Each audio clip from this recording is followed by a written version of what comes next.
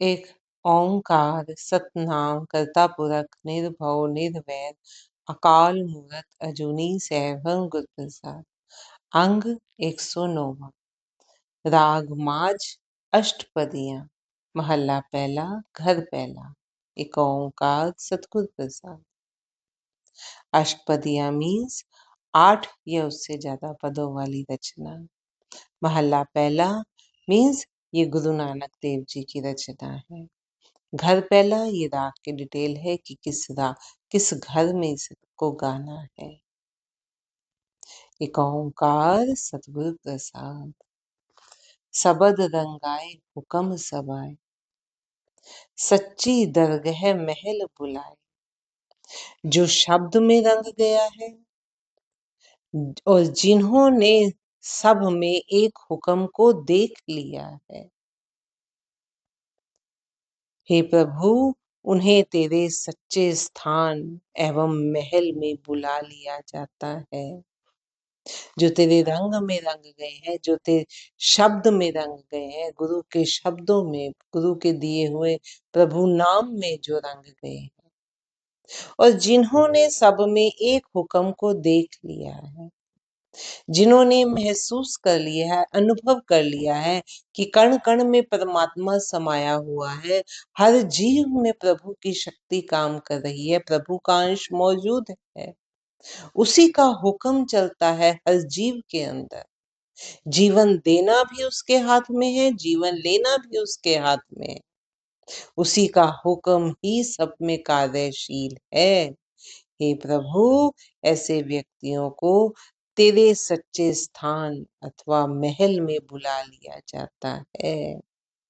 सच्चे दीन दयाल मेरे साहिबा, सच्चे मन पतिया बिना। हे दीन दयालु सच्चे साहिब, दीनों पर दया करने वाले दयालु प्रभु, हे सच्चे साहिब, सत्य से ही मन मानता है।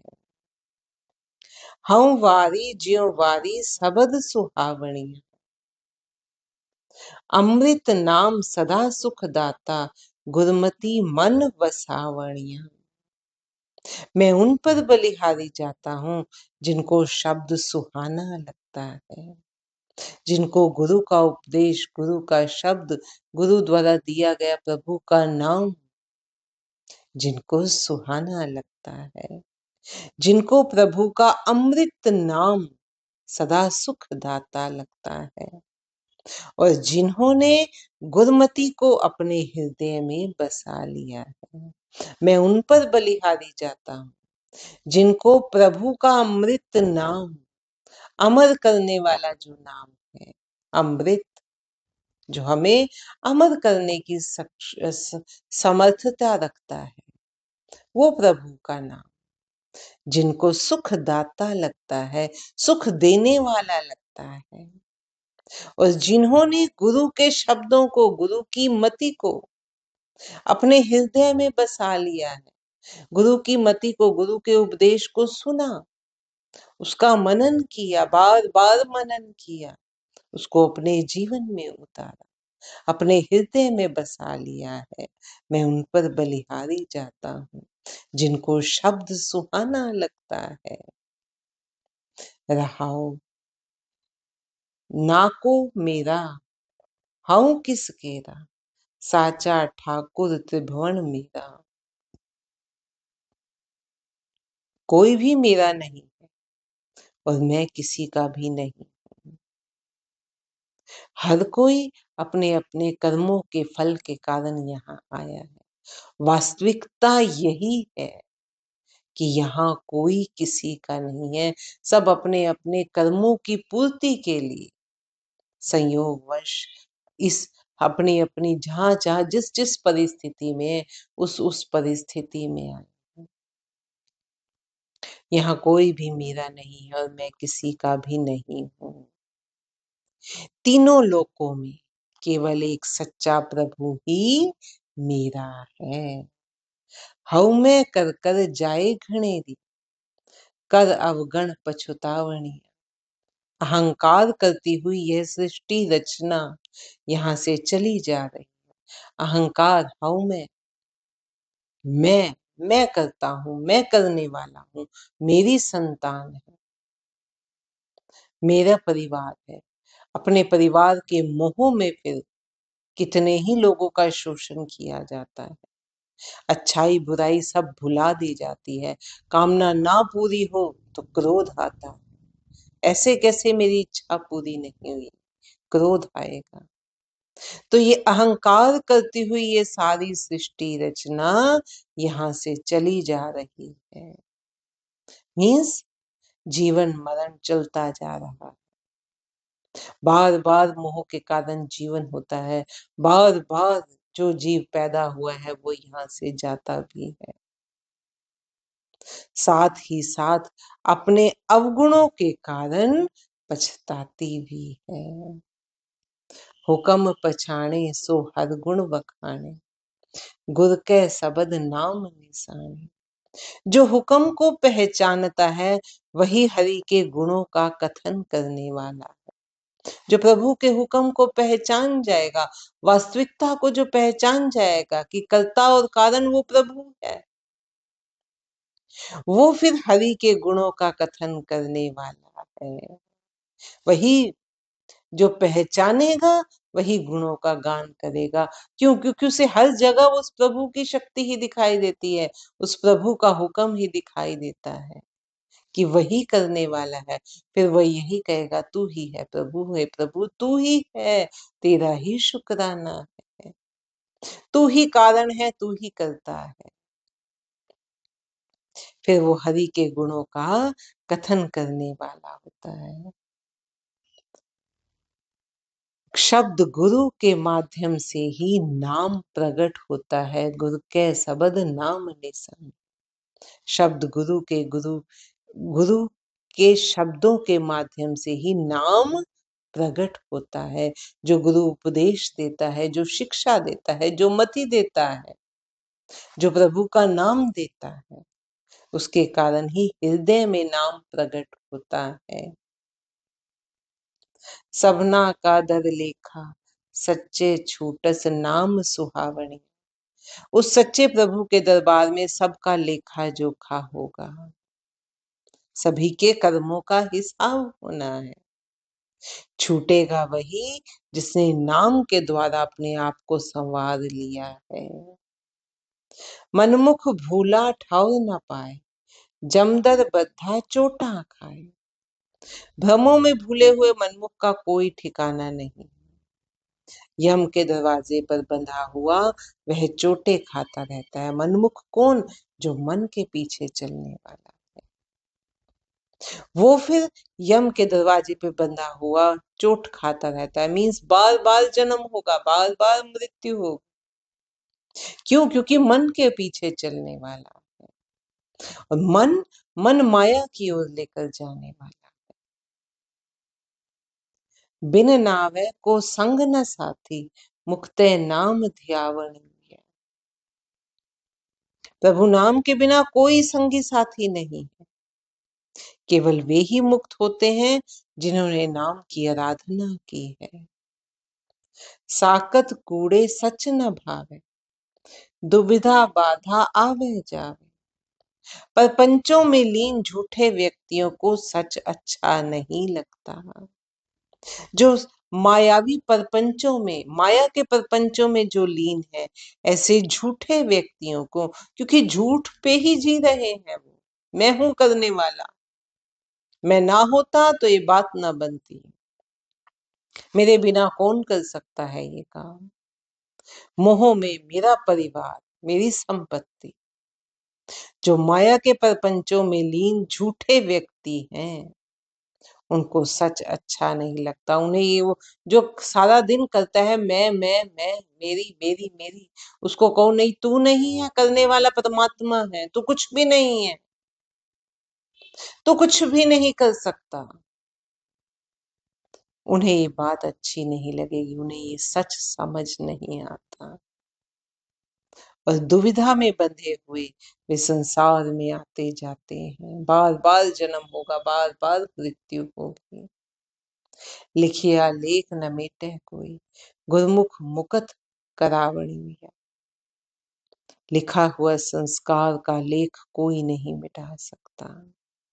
वो पिछले कर्मों के संस्कार उनके साथ जो आए हैं, हर जीव के साथ जो आए हैं, किसी के साथ अच्छे, किसी के साथ बुरे, कोई भी उनको मिटा नहीं सकता। केवल गुरुमुख होना ही मुक्त करा सकता है।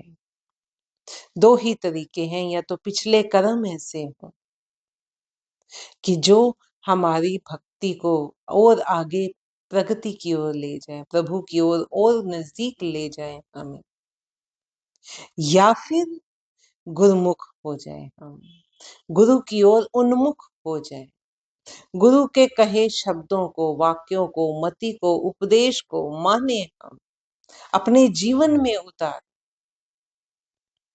गुरु कहता है कि झूठ नहीं बोलना, बार बार उसका चिंतन किया जाए, झूठ नहीं बोलना, झूठ नहीं बोलना। बार बार मनन करने के बाद क्या होगा, जब झूठ बोलने लगेंगे तो कानों में आवाज आएगी, झूठ नहीं बोलना, वहीं रुक जाएंगे। धीरे धीरे अब झूठ ना बोलना आदत हो गई है। इसी तरह से वही है, ये एक एग्जाम्पल है, जो गुरु उपदेश देते हैं उनका बार बार मनन करना और उसको अपने जीवन में उतारना, वो है सच्चा गुरुमुख होना। फिर केवल गुरुमुख होना ही मुक्त करा सकता है, किससे? विकारों से, माया से, और फिर जन्म और मरण के आवागमन से मुक्त करा सकता है। पेयड़े पिर जातो नाही, झूठ विछुन्नी रोवे धाही।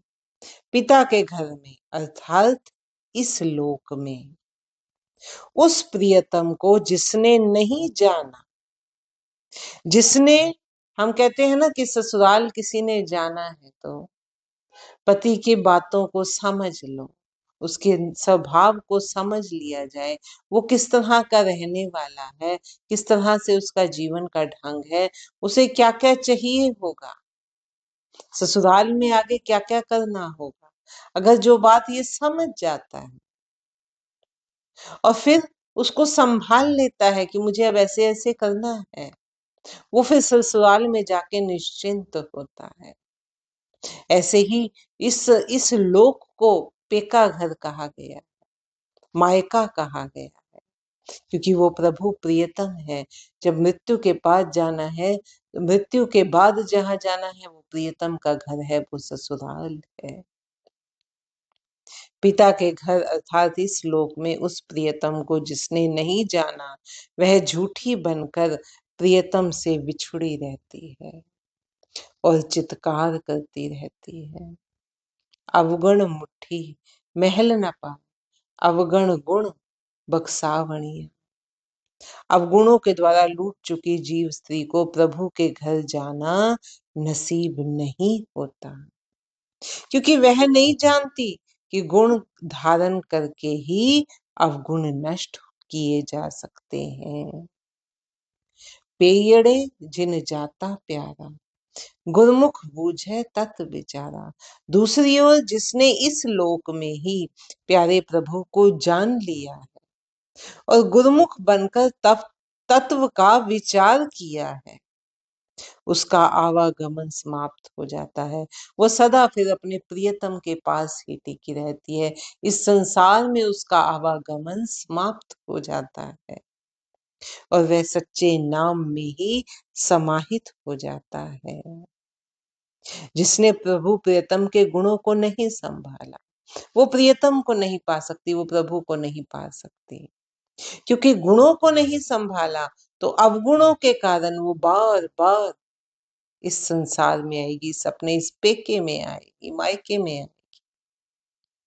लेकिन जिसने प्रभु को संभाल लिया है, उसे फिर दोबारा इस संसार में नहीं आना पड़ता, वह सच्चे नाम में ही समाहित हो जाता है। आवण जाना ठाक रहा है, सच्चे नाम समावणी।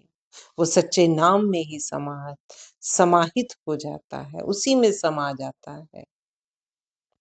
उसका यहाँ आवागमन समाप्त हो जाता है। गुरुमुख बूझे अखत कहावे, सच्चे ठाकुर साचो भावे।